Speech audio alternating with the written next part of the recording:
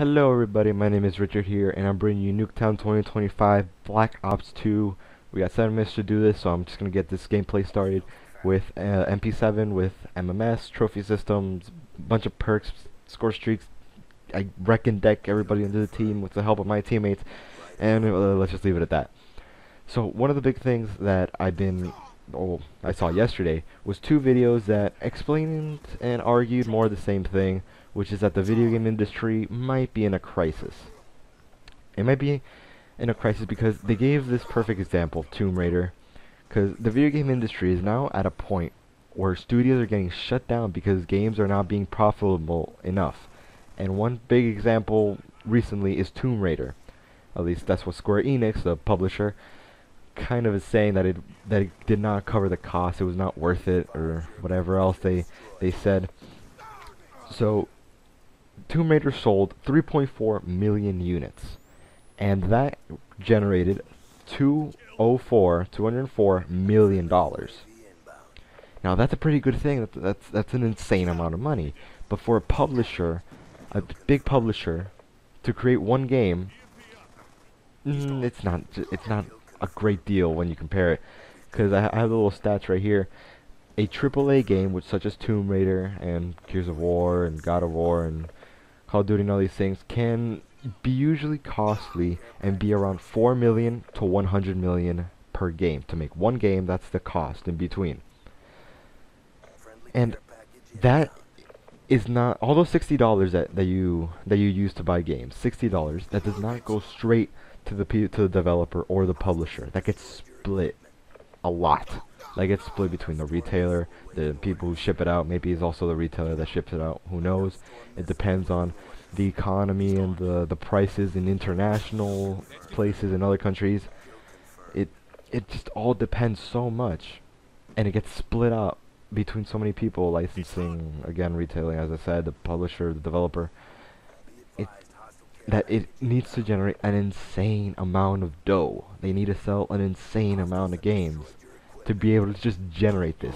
The $204 million that Tomb Raider had gotten, not all of that was split. Not all of that was covered and sent to Square Enix or the developer, because Square Enix is the publisher. Might be the developer also. So that's the thing. Other games such as Devil May Cry sold 0.79 million, not even 1 million yet, and generated $47 million. There's no way in hell that broke even. And if you don't know what that means basically they spent $40 million, let's say. They didn't get $40 million back. They weren't even. The amount of money that they put in was not the same as the money that gave out.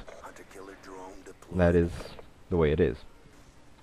And we're getting all these consequences of companies not being able to get all these amount of money to stay on top and stay working, such as the case with THQ, not LucasArts, because they were mostly destroyed by Disney. It was ripped apart by Disney's hands, but that's a completely different matter. And that is the problem. Okay? And Capcom is kind of experiencing such a thing right now. The profits for Capcom, even though companies don't tell their profit, they don't tell their profit. That's just how the way they work. What can be estimated is the amount of money that they've gotten so far is half of what they were expecting. So they wanted $100 million or expected $100 million so far. They got 50, maybe not even. And if things goes like this, that they're not being paid enough to surpass those debts, let's say, then they're going to be shut down, which was the case of THQ. And so, a few of these AAA titles may break even, because we get the really big AAAs that always sell, such as Call of Duty, as you're seeing right now, Assassin's Creed, or Battlefield. But I have personally, they didn't say this in the videos, but what I personally think is that these games are kind of getting inflated and kind of choking everybody out. It's like when people eat too much, they get fat and they get big. They get in an elevator. There are people already inside. Everybody else that's skinny, that eat well or whatever, they're getting squished by these giant people, or in this case, these giant AAA titles that might be absorbing all the attention away. And that's a legitimate statement. Okay, and IGN kind of talked a little bit about this. They didn't say enough or a whole lot of important stuff besides their own opinion. But it is important to note that every industry, even economies, flux, which means they do good, and they reach a peak, go bad, reach a trough or a low, and go back up, and they keep doing that over and over. And there's also that whole thing about it. Voice acting doesn't need to cost so much. The art direction doesn't have to be like that.